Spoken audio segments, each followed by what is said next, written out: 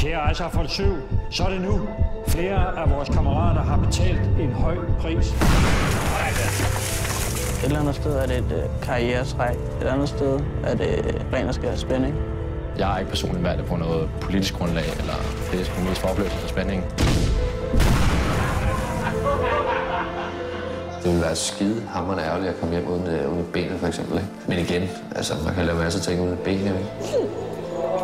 Passer du rigtig meget på?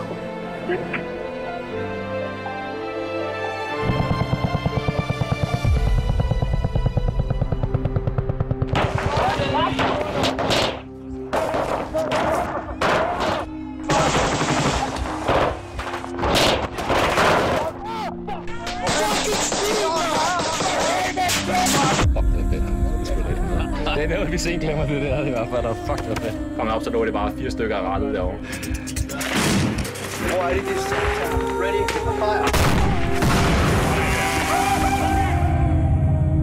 Jeg kom ned med den holdning, at krig koster os civiltab.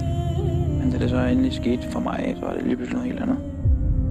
Altså, kan man virkelig leve i en lille lukket verden, så er det der, du ser i TV-avisen hver dag med tusinder af mennesker, der dør hele tiden, så kan det ikke røre mig, at der dør en pige hernede. Lad os i respekt minde vores 3 kammerater. Øjensynligt er der nogen, der har ringet hjem og fortalt, at vi har likvideret sårede talibanere.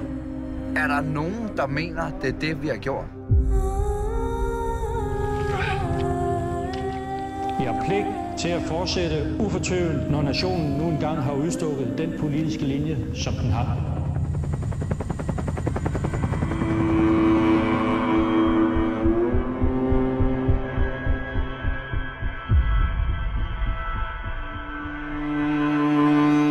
Det skulle ikke for at hjælpe, altså jeg synes ikke, det hjælper en skidt.